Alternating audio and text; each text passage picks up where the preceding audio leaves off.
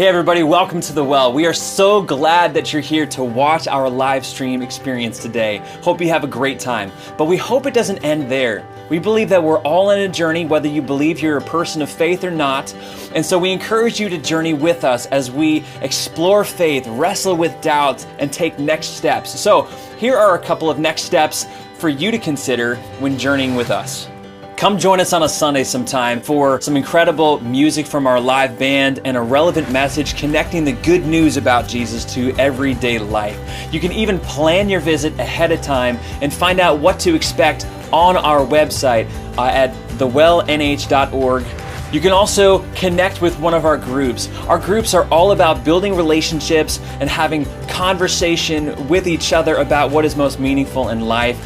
They are scattered in homes all over the greater Nashua area. You can find a group that fits you at thewellnh.org/groups. Maybe for some of you, the thought of attending a large group or even a small group is just really intimidating for you. You want to take some next steps and explore faith and wrestle with your doubts, but you're just not sure about that. No problem. I would love to meet with you one-on-one. I meet in a variety of coffee shops during the week, and you can actually schedule a time to meet with me during those available times that I have at coffee shops. So if you'd like to schedule a one-on-one conversation with me, I would love to meet you. Again, we are so glad you're with us today. Hope you have a great time, and we hope to see you soon.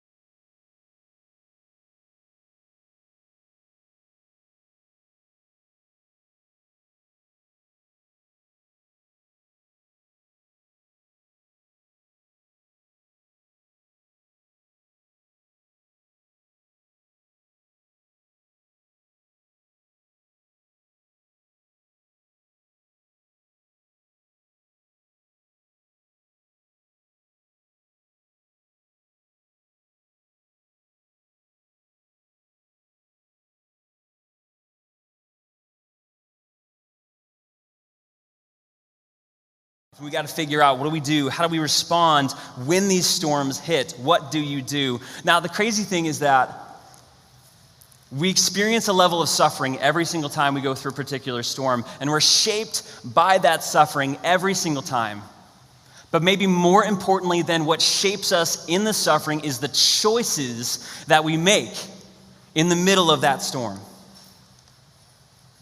I was reading an author earlier this week, Paul David Tripp. He wrote this great book called Suffering. It's a nice, light, happy read if you want a good bedtime story and all that. No, but it's actually really important. He put it this way: suffering tends to kidnap your thoughts, and in so doing has a powerful effect on our emotions and our responses. The dynamic is clear. The more you meditate on a problem, the bigger, the scarier, and more unsolvable it appears. So we have to ask ourselves, what do we do in the middle of a storm? Where does your mind take you? How do you respond when tragedy hits? All right, if you have your Bibles, go ahead and open up to Matthew chapter 8. We're going to continue picking through Matthew, exploring where Jesus is at. We're going to pick up today in verse 23, where Jesus and his buddies encounter a literal storm. They go through a particular storm, and it was far from expected. They had to figure out, what are we going to do in the middle of all this? So, how do we handle storms in the middle of dark times? Starting in verse 23 in Matthew chapter 8. Here we go. Then this is Jesus, they got into the boat, and his disciples followed him. Suddenly, a furious storm came upon the lake, so that the waves were sweeping over the boat. But Jesus was sleeping, and the disciples went and woke him, saying, "Lord, save us. We're going to drown." Now, this is what's so fascinating about it, okay? They walk into the boat, and everything seemed fine. We're talking about fishermen who understood the waters really well. They were on that lake probably more times than all of us. I don't know. I was going to come up with something really random, but they've been on that lake a long time, okay? They understood those waters. I was going to say more times than you can eat, but that's not true, because like we all love our eating here in America. All right, anyway, they understood what it meant to navigate waters, and yet when they started on this lake, when everything seemed calm, right in the middle of the lake, something quickly turned. I mean, fast and furious, this storm just came upon them. And just in case you're like, well, how is that possible? You know, you got some people who are experts at the water. How could they not see that coming? Well, here's a little geography lesson. When I was in Israel, I actually saw this up close back when I was a sophomore in college. The Sea of Galilee is actually 700 feet below sea level. It's a pretty warm place, 700 feet below sea level, and just 30 miles north is a mountain called Mount Hermon, which is about 9,200 feet. When you get about a 10,000 foot difference between the Sea of Galilee and the nearest mountain, and with just 30 miles in between, the massive cold fronts and hot fronts can kind of come together and create these crazy storms out of nowhere. No joke, when I actually went to the Sea of Galilee for the very first time, we were right at the edge of the lake, and I saw these like 4-foot swells right at the edge. That just seemed crazy. I mean, there were white caps, and I was like, how in the world can a small boat survive in something like that? It's not unfathomable to actually imagine that a small fishing boat with a number of guys was in the middle of the lake in the middle of the night, and boom, a massive storm happened. Now, the crazy thing was, it wasn't just any kind of storm. These guys probably understood storms before. This storm was so bad that they were afraid for their lives. The reality is that in our lives, storms can come without warning. They can come fast. They can come furious and catch us completely off guard. I remember one of the worst news moments that I had to I had to relay to Charity when I was studying in Colorado. I was at pastor school. It's called seminary. I actually made a mistake one point of inviting a florist to send flowers to the seminary for Charity. And he called me up and he's like, I don't know where you are. I'm looking around for you, but like I'm looking at all these tombstones right now, and like there's nowhere that I see someone like you with your description. I'm like, no, not cemetery, seminary. Like it's a different thing. He's like, I've never heard of that before. Anyway, that's a school for pastors, just in case anybody was in the dark on that. Not that we needed to understand that today, but it's a little window into my world. Anyway, I'm at seminary studying, and I get this crazy phone call from my sister-in-law. Hey, Scott, it's Dad. In a flood of tears I could hear on the other end of the phone. He's gone. He died in the middle of the night last night. Can you please tell Charity when she gets home from teaching? I'm about a year and a half into my marriage. That's the worst kind of news you want to relay to your wife. This was in the day when we had flip phones and you weren't constantly connected to your phone, and so I couldn't just message her in that moment because I probably wasn't very good at texting on a flip phone. And so I'm waiting for her to get back and just trembling. I mean, I'm shaking that day waiting for her to come back, and when she gets back, I had to let her know that she's never going to have another moment with her dad. What do you do in a moment like that? Man, I was still like 23, 24. I had no clue. The reality is it's not a matter of if you're going to encounter a storm, but when. And what do you do when it happens? Scripture's pretty clear about that. In 1 Peter 4, the Apostle Peter says, look, friends, in verse 12, he goes, don't be surprised at the fiery ordeal that has come on you to test you, as though something strange were happening to you. Don't be surprised, it's going to happen. And he says there's an element at which we experience some testing in this. God's going to test us in every one of the storms. The Apostle James put it this way. He said, consider it pure joy. Look, that's a really hard thing to do. But he said, consider pure joy, my brothers and sisters, whenever you face trials of many kinds, knowing that the testing of your faith develops perseverance. He doesn't say, consider it pure joy, my brothers, if you face trials of many kinds. He says, when you face trials of many kinds. It's going to happen. You're going to have storms in your life, and maybe some of you are in the middle of it right now. Now, it's also important to clarify what a storm is and what it's not in this context. Jesus, he makes it clear that in this moment, like, the disciples were out of control. They had no control in this. They were in the middle of a lake. They could not control whether the storm happened or not. They just found themselves in the middle of it. For some of us in this room, we have to make the difference between storms that you've caused and storms you just find yourself in, okay? We're not talking about the storm of maybe your addiction after 30 years of continuing the same activities over and over and over and over and over again. Yes, that's a storm, and Scripture addresses that, but that's not exactly what it's talking about right here. You know, like, no, we're not talking about the failed marriage that you've had because you've had infidelity issues over and over and over and over and over again. That's not what it's talking about. This is talking about storms that we don't cause. And if you're like me, when you go through stories like this, you can't help but ask the inevitable elephant in the room kind of question, why? Why would God allow something like that to happen? In fact, it's almost like Jesus knew this was going to happen, and he led his disciples into the middle of the lake. Why? You ever been there?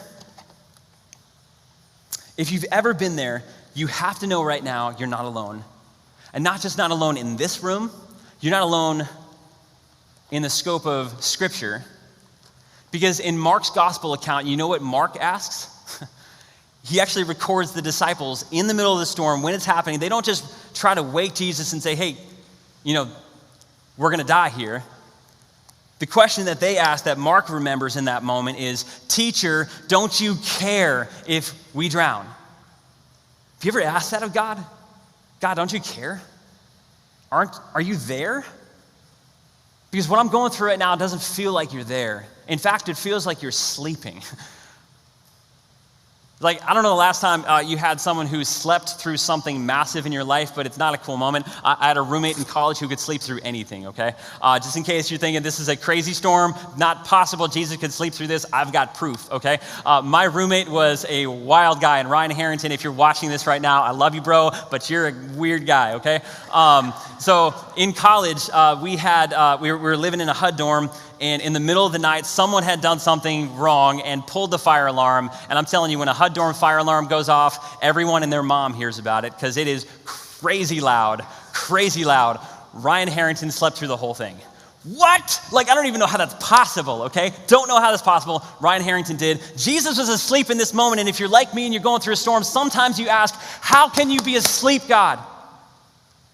Don't you see what I'm going through? Are you going to be just that quiet about it? Because I'm thinking my life is going to end right now. Now, this is a problem. This is a problem for a lot of Christians, and I've encountered a lot of non-Christians who say the reason I don't believe in God is because I can't fathom him being good and all-powerful and allowing all the evil and the suffering that I've seen in this world to take place the way I've seen it.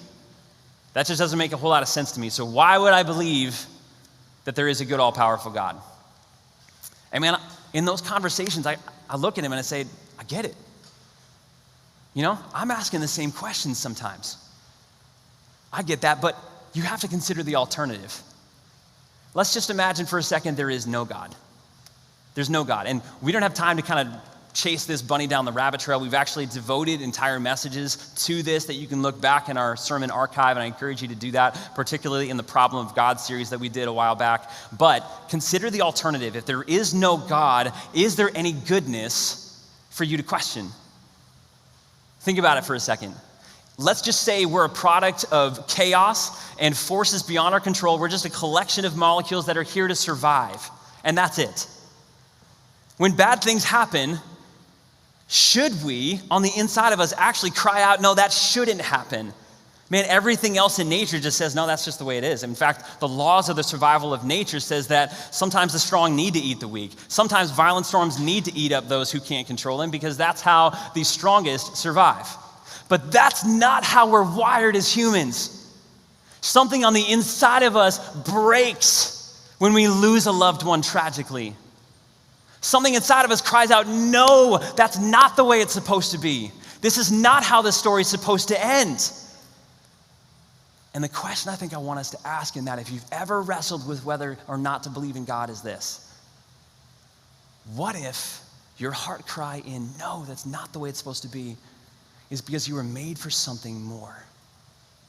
What if this world and the atrocities and the evil that it experienced, what if it wasn't designed for that level of suffering?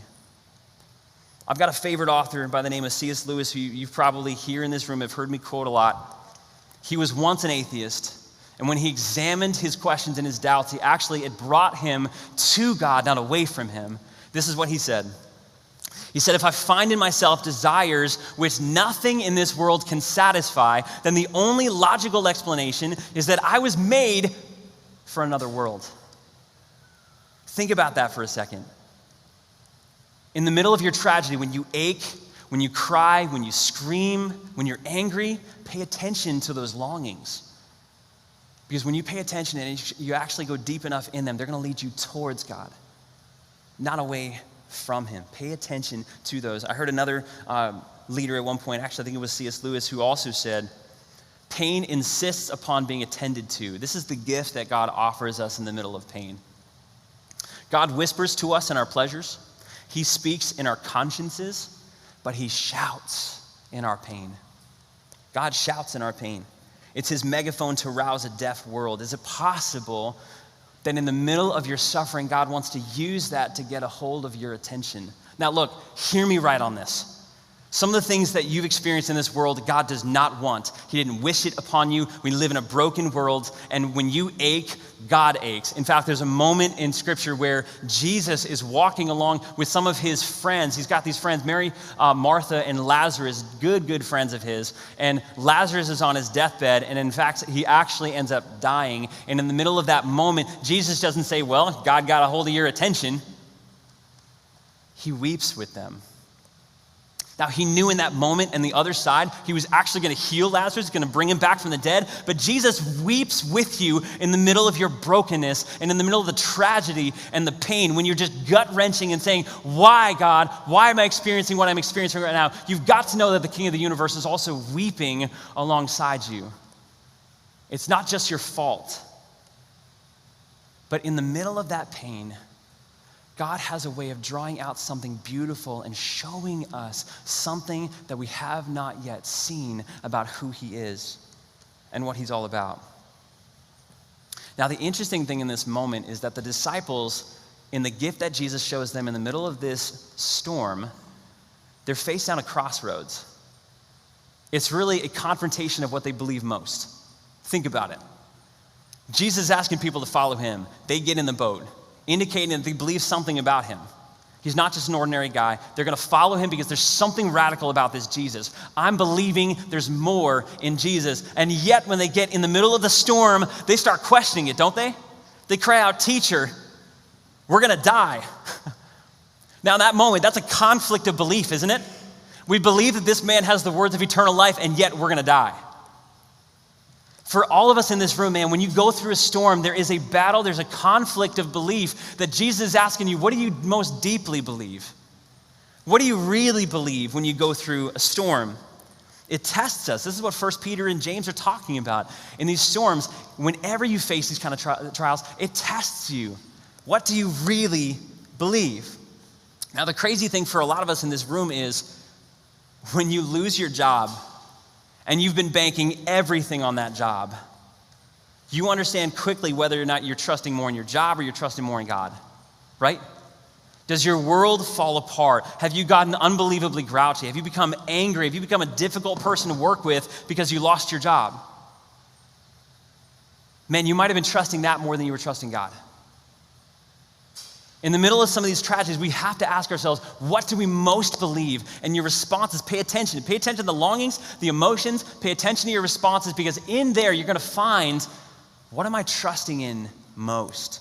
What am I trusting in most? I love this. This is a radical story. In the Old Testament, there was a group of 3 guys who experienced another storm. In fact, their entire family was ripped from their homeland and brought into exile in a place called Babylon. Their names were Shadrach, Meshach, and Abednego. They were ripped from their family, and that was one storm. But to add on top of that, these guys were Jewish, brought into a Babylon culture, and were said, you have to worship a massive statue of gold.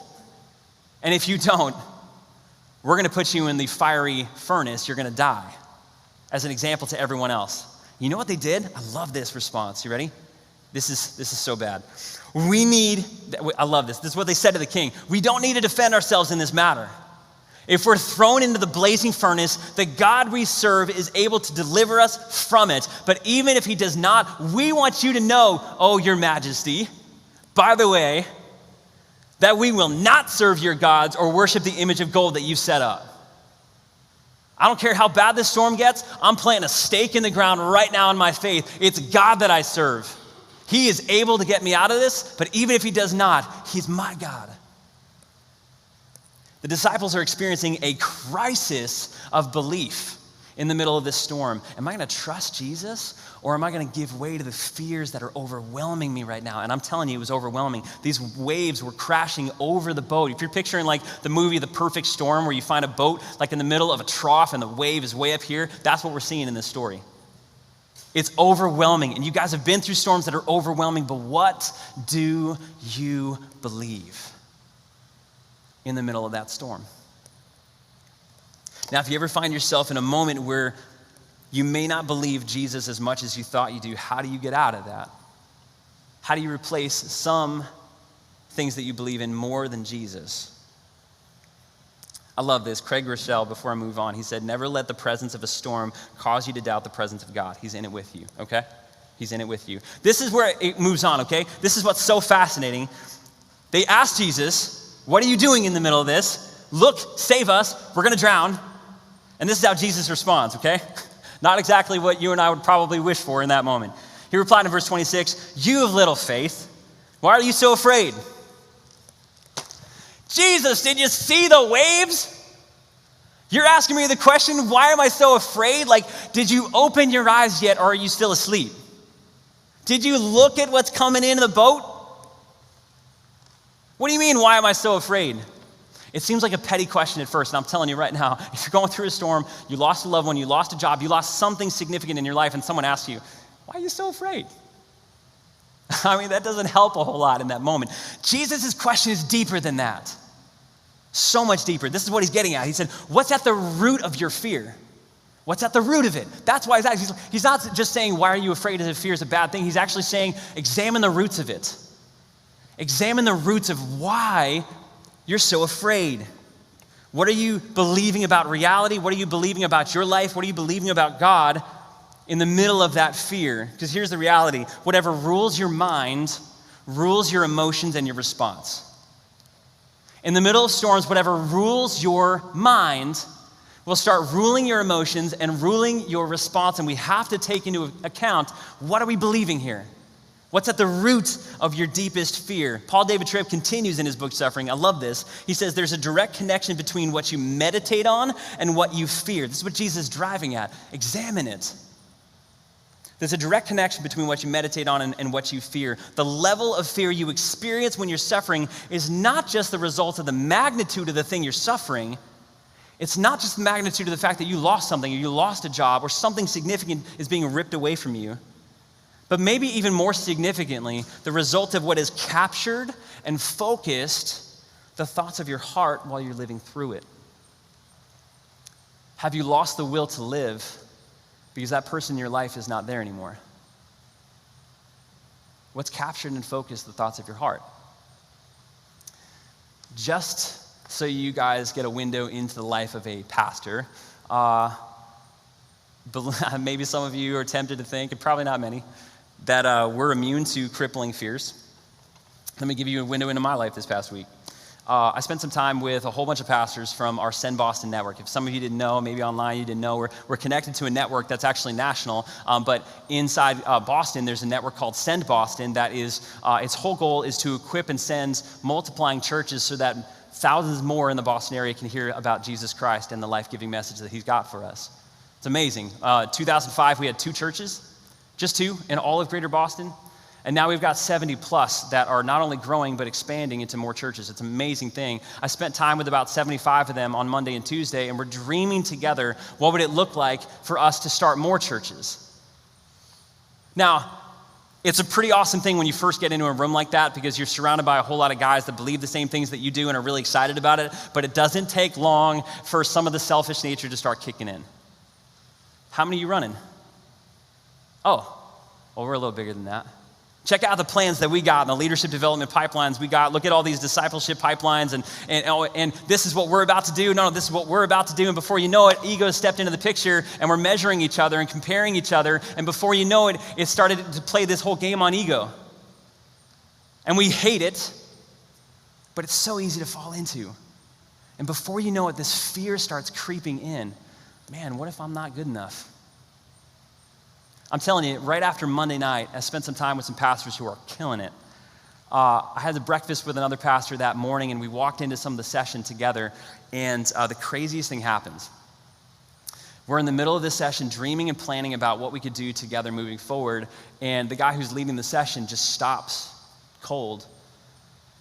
He said, man, I was going to transition into something else, but I can't. I feel like God's just stopping me right now. Does anybody have a word from the Lord? And this pregnant pause happened with all this room full of pastors. And like pastors like talking, so we waited. And he said, you know what, we need to just pray right now. And as soon as we started praying, pastor after pastor after pastor started not only pouring their heart out, but weeping with the tears of fear and inadequacy. Like, God, I don't feel up to this. I know what you've called us to do, and this area needs it desperately, but I don't have what it takes. And some of these pastors that some of us who've been only around for a couple of years are looking up to, these guys are weeping because they feel unbelievably inadequate. And it was a confession moment where all of us had to get right with God. I'm weeping myself in that moment and thinking, there's some fear and inadequacy that I got to deal with on the inside of me. If you've ever been there in the middle of some of your storms, you understand that we've got to dig at the root of that kind of fear and understand what's at the root of that. Is it a fear of inadequacy? Is it a fear of not being successful? Is it a fear of no one's going to approve me? I'm not going to belong to a family? Because when we start giving in to those kind of fears, we start walking down roads that are really unhealthy.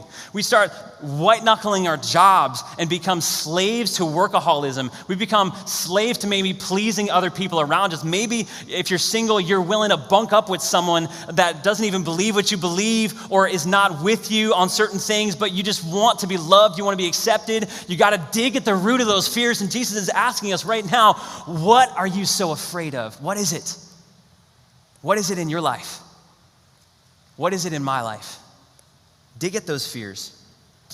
Some of us in this room, man, you are a slave to money and the fear of money. Jesus put it this way. When it comes to your money and what you're so worried about, and the fears that so deeply root you in that, he said in Matthew 6:27, he says, can all your worries add a single hour to your life? You tell me this, like if your fear of budgeting has led you into conversations with your marriage, tell me that fear hasn't caused good things in your life. I'm telling you, when you bring fear into budgeting conversations, that rarely goes well. And some of you feel that at a palpable level in this room. What are you afraid of? Jesus is asking you to examine it and to get rid of it. But how? That's the last question here. How do we get rid of it? What does it look like for us to understand these fears and to get them out of our life? How do we do that? Because it's not just the suffering that shapes us, it's what the decisions that we make in the middle of suffering that deeply shape us. Now, this is how the story ends. You ready? Jesus continues and says, "Oh, you of little faith, why are you so afraid?" And then he got up, and this is what he did. You ready? He rebuked the wind and the waves, and it was completely calm. You guys ever been at the edge of a lake at the beginning of the morning? Man, it's my favorite thing in all of creation. I'm telling you what, like when you wake up next to a lake, it is like glass. And when the sun just pokes out over the mountains and a little mist is coming off the water, like there is nothing more peaceful than that moment. And yet there was nothing peaceful about this moment. Everything went dead quiet, which is impossible. Because when you think about hurricane-force winds coming into this, hurricane-force winds leave ripples and big waves for days after it happens. This, not a ripple on the lake. That's what it means to be completely calm. The men were amazed, and they asked, "What kind of man is this? What kind of man is this? Even the wind and the waves obey him." Now, it was believed in the ancient world that the sea was the most untamable of all of the earth's things.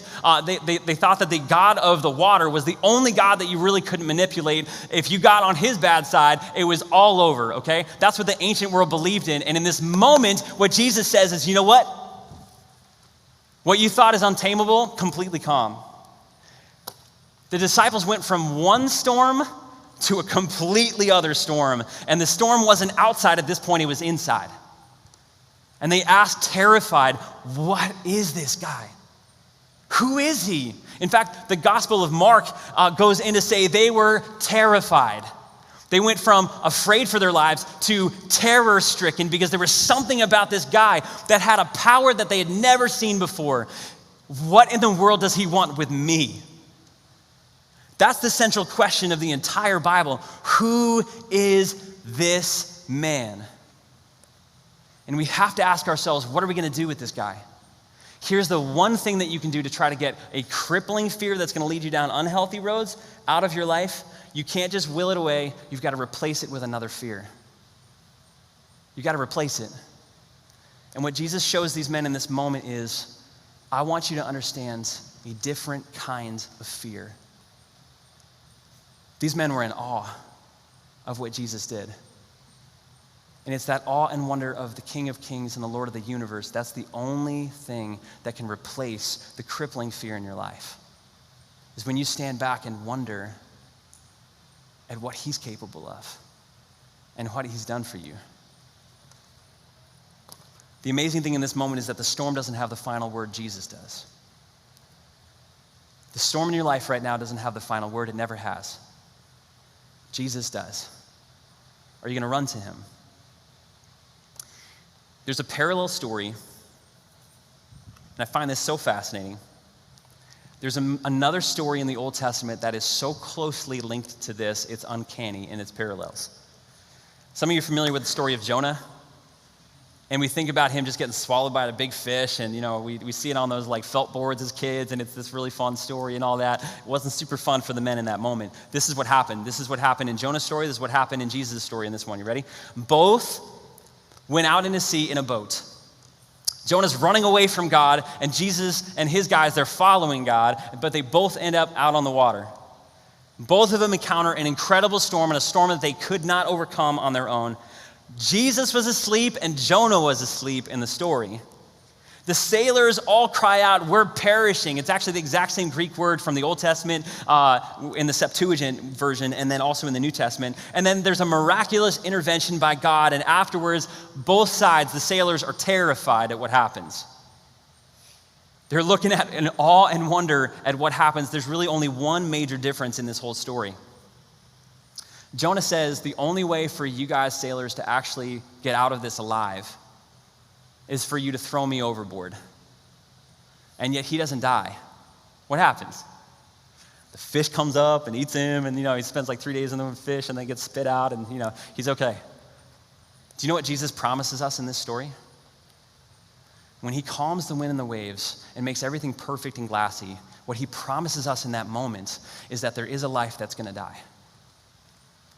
The radical evil and the tragedies and suffering in this world, it deserves payment.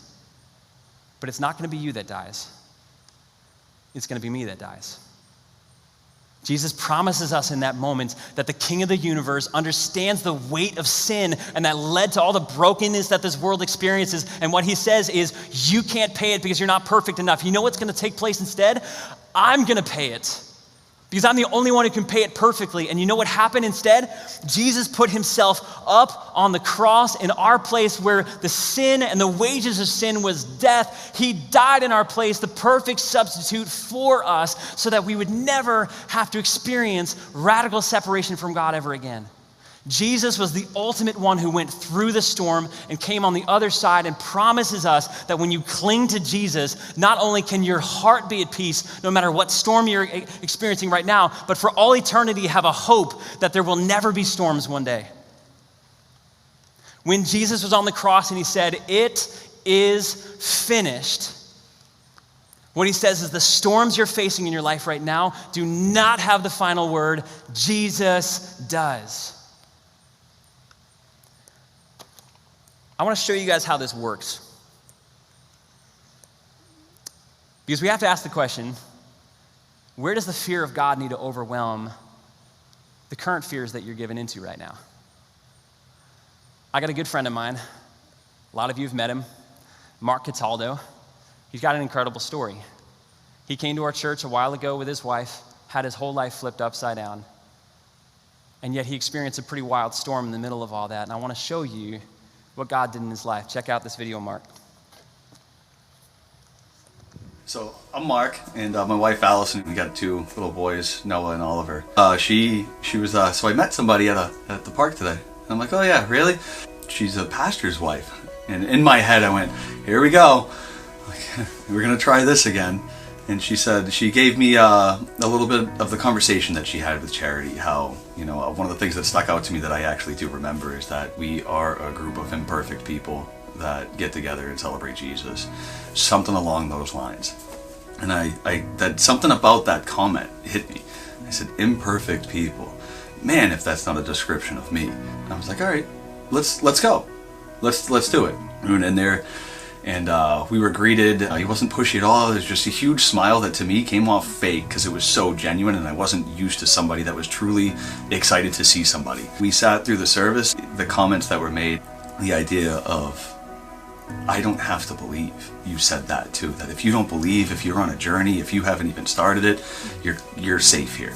We can explore that. Come and talk to us. So that was the initial experience with the well for me, was just trying to figure out how to get in and accepting that I could be safe somewhere even if I didn't believe. Just the desire to want to be part of something. Pain and suffering was what I needed to explore, because that was my challenge with God. How can somebody be there if they allow all these evil things to happen? We got involved with the group at that point, and that was huge. To be able to explore this outside of just hearing what's being said on Sunday. Right off the bat, I started to feel something change inside, and it's not, I didn't feel the power of the Lord come over me, nothing crazy like that, but just this desire to really explore it. I remember when I openly said out loud, I'm an atheist, I don't believe like this. If I did believe, this is why it didn't make sense to me. And not once did I feel judged. Yeah, when every challenge I had some type of explanation to me, some way I could wrestle with it and make sense of it, and a part of me almost felt more lost, because it's like, okay, what do I do? I remember asking you, Scott, what do I do next? Man, I remember it like it was yesterday. Just be you. Now you believe. Now you have that. Now you have that strength. You have God as a father and somebody to talk to. I didn't struggle with that disbelief anymore. There's still moments of doubt. There's still moments of hardship. You know, things got harder after I said I believe. Things were pretty good before that, and things got a lot harder. The biggest storm that I've ever had, and my wife has ever had in our life, happened. And my wife's sister died. A freak accident. My wife's sister's gone, and I was close with her. My wife and me have been together since we were 18. I'm 31 now. Her sister's been a big part of our life. I looked to God for strength so heavily. I just kept telling Allison, man, she's in a better place. For whatever reason, she was called home. We got through it, and my wife got through it, and it's the well, and it's God. The well was there in ways that I didn't even know people could be there. And then the next storm hits, and I lose my job. And there goes everything to me that I've worked for. That was it. That was a breaking point for me in my mind. And that's where I know that if it wasn't for faith, if it wasn't for the well, I don't know that I'd be sitting here talking to you right now. We said a prayer out loud. We didn't ask for him to fix our problems. We just asked for him to guide us. And we went to sleep, and I slept pretty good that night. I hadn't been sleeping good for a while. I woke up the next day, and I'm home, and I'm on my phone. My phone rang, and the owner of a company called me and was interested in hiring me as a possible production manager.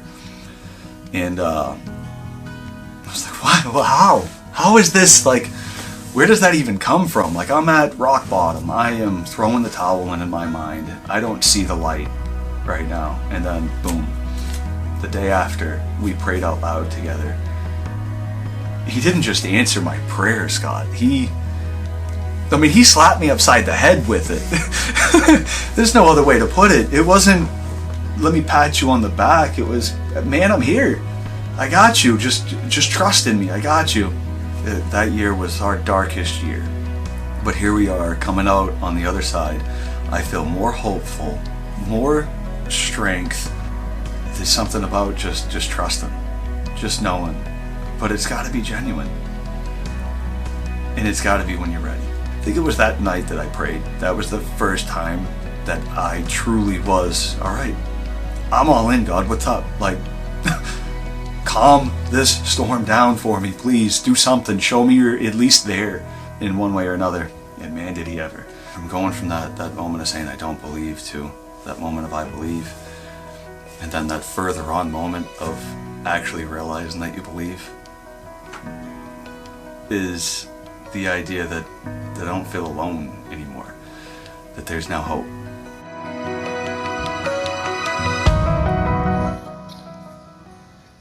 Wherever you're at today, Jesus wants to produce that kind of calm in your heart.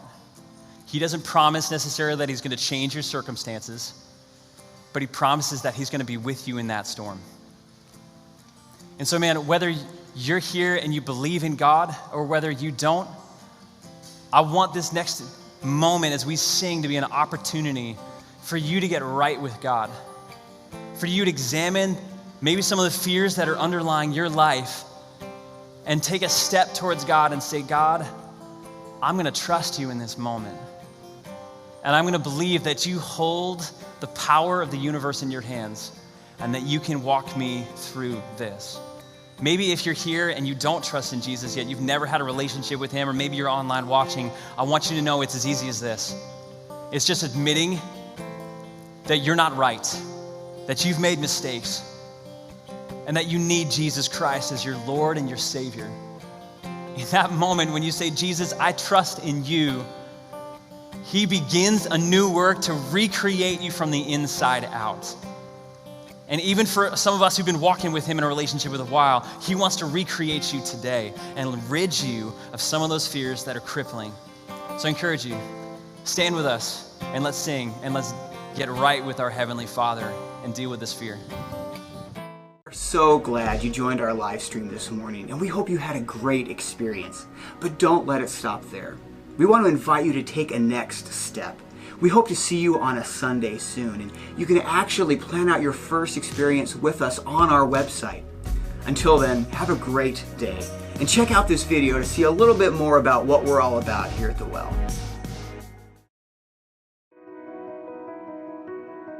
Yeah, we met at a party and I heard that he's a pastor of the church where they go, and I found like pretty much interesting because almost all the pastors looked a little older. So you said you guys are doing a lot of community activities and welcome to be part of the community activities. So I randomly just tried one shot to see what is this church setup, how it's different kind of thing. Yeah, your church was pretty different. Like I got a warm hug when I came to the church. Like a nice band. Band is my favorite in the church because it gives me a time to relax, and it's very it's a soothing feeling through the sermon. The people, mostly the people who comes to the church, their behavior, their faith, like their experiences and their story, it's all keep me connected to the church. I was skeptical. In the same way, I was watching all the people what they're doing because I don't want to get into something like a trap kind of a thing, because I always felt like a religion is always a trap. I wanted to know about this dude Jesus, because for me Jesus was just a person, just like a person like me, and I was like so curious, like when somebody told me, hey, Jesus is not just a person. He said a couple of times, I am, and I was like, why? I didn't really catch that thing, but that person told me like, hey, I am means it's God. In the Old Testament it says God, I am the Word. And I was like, that's the first time, because I never read Bible Jesus, but I was always reading Genesis and a couple of books like that. I got bored and I closed the Bible. So I wanted to know what exactly meant by Jesus' story. But yeah, I was there in all the church. I was there. There was no separation taught. It was all about love. It was like a set of people, a group of people who wants to be faithful to God and want to do something good in their life, and they want to bring more and more people into close to the God. So these are the things I was able to see in the church. I never found anything but one important thing that I saw, which I never had, is actually the faith that God cares us. I never had it. The faith is the biggest thing I learned from you guys, because I felt it in you people, like all of the people in the well. They have like this strong faith, and I never had it. I never felt it before. Baptism was the biggest thing happened in my life, because I had this past of atheist and everything. I want to tell to the whole people that, hey, I believe in God. I believe in that one God who cares, and I wanted to tell that, hey, I believe in Jesus. He spoke the truth, and I want to do that. I believe in His words. I believe in Him, and I want to live that life. I actually wanted to publish the video of the baptism to the whole people that is available through the social media and everything, whoever I know, because all of them consider me as an atheist, and they always gave me respect for this modern concept that there is no God. They started making fun of me when I told those people like, I'm gonna get baptized. Some of people scolded me, because of you I didn't believe. Baptism is to tell myself that I believe in God and I was wrong. I accept you I know you care about me, and I felt it, and I want to have a relationship with you, and like tell everyone that you believed me earlier, saying that there is no God, but believe me now. I'm telling you, yeah, there is a God who cares. I wanted to tell everyone that I follow Jesus, and I believe in Jesus' words, and I got baptized too as a sacrament. It's the greatest moment in my life.